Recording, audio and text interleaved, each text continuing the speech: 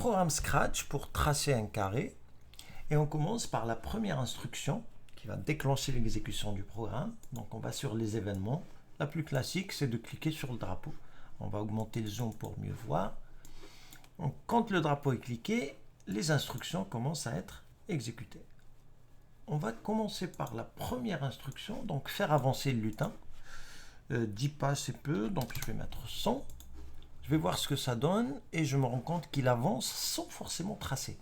Du coup, je vais mettre le stylo en position d'écriture pour que le lutin trace en même temps qu'il avance. Alors, je me rends compte que le bloc qui permet de tracer n'est pas disponible. Je vais le rajouter, donc le bouton en bas à gauche, je clique et j'ai l'ensemble des instructions qui sont sur le stylo. Donc une fois cliqué dessus, donc ça se rajoute automatiquement ici et on va mettre le stylo en position d'écriture dès le départ. Une fois qu'on a avancé de 100 pas, donc on va essayer, donc vous voyez bien qu'il avance et qu'il trace en même temps. Une fois qu'on a avancé, on va tourner de 90 degrés pour aller dans l'autre sens et avancer encore de 100 pas, en traçant bien sûr. Donc sur les instructions de mouvement, toujours, je vais tourner de 90 degrés et comme je souhaite tracer un carré, je vais refaire ça 4 fois. Au lieu de réécrire les mêmes instructions 4 fois, on peut bien sûr, le programme nous permet d'inclure une commande qui permet de répéter un ensemble d'instructions un certain nombre de fois. Donc ici, ce que je veux répéter, c'est d'avancer de 100 pas et de tourner de 90 degrés. Alors on me propose de répéter ça 10 fois, mais bien sûr 10 fois c'est trop, il suffit de répéter ça 4 fois. Quand je fais ça, je me rends compte de 2 soucis. Le premier, c'est que le trait que j'ai tracé au départ pour tester le programme est toujours affiché à l'écran. Donc je vais me débarrasser de ça en l'effaçant.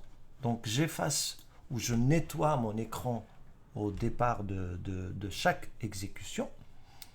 Et puis le deuxième souci, c'est que mon lutin est positionné à la fin du tracé sur un coin du carré, donc il gêne un peu l'affichage du carré. Ce que je vais faire, c'est le décaler à la fin du programme. Donc je vais aller toujours sur les mouvements et je vais lui demander d'aller à une certaine position à l'écran. Donc je vais faire ça.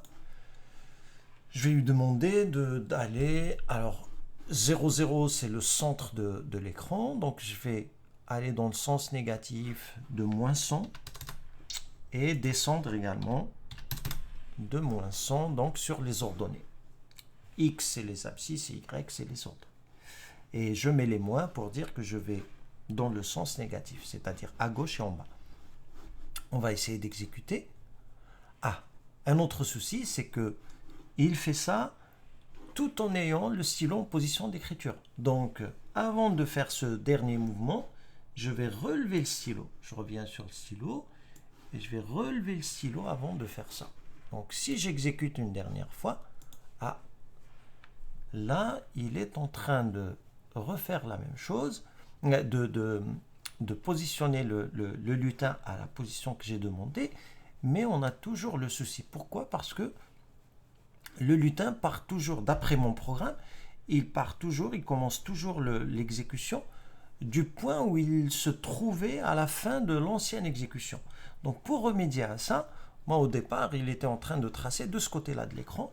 Du coup, je vais demander au lutin de commencer toujours à une position précise. Donc aller à, je vais commencer au centre de l'écran, donc aller à 0,0. Il efface l'écran. Il met le stylo en position d'écriture, il répète 4 fois les instructions qui permettent de tracer, il relève le stylo et il va à la position qui va me permettre d'afficher l'écran, d'afficher le carré sans le lutin sur l'un des coins. Si j'exécute, voilà, on a un résultat quand même assez intéressant et on peut même rajouter un petit message pour afficher notre réussite. Donc, on va faire dire au lutin, ou faire plutôt afficher au lutin le message de réussite. On a réussi et on peut laisser ce message pendant 5 secondes. Alors, on va aller sur l'écran. Alors, pour avoir une exécution propre, je vais d'abord tout effacer et je vais donc sur l'écran d'exécution. Et si on exécute, donc on a le carré et le message de réussite affiché pendant les 5 secondes demandées. Alors maintenant, on a fini avec ce qu'on voulait faire, mais on peut améliorer encore, parce que là, on a décidé de la longueur du carré, mais on peut aussi proposer à celui qui exécute le programme de fixer la longueur voulue et de nous laisser tracer en fonction de la longueur qu'il a demandé. Donc pour ça, on va aller ici et demander dès le départ du programme, demander à l'utilisateur, pas quel est ton nom, mais plutôt quelle longueur pour le pour le carré.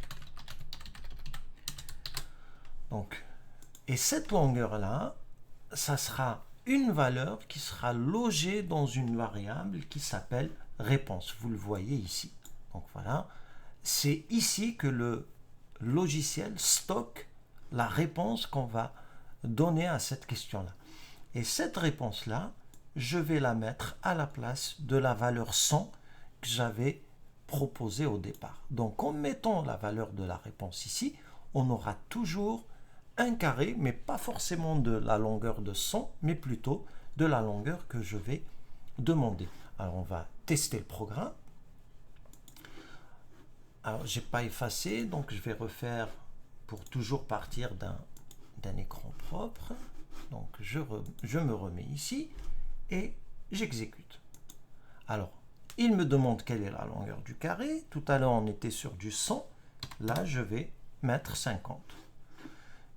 Je valide ma réponse en cliquant ici et il va m'afficher du coup donc un plus petit carré. Je peux réexécuter.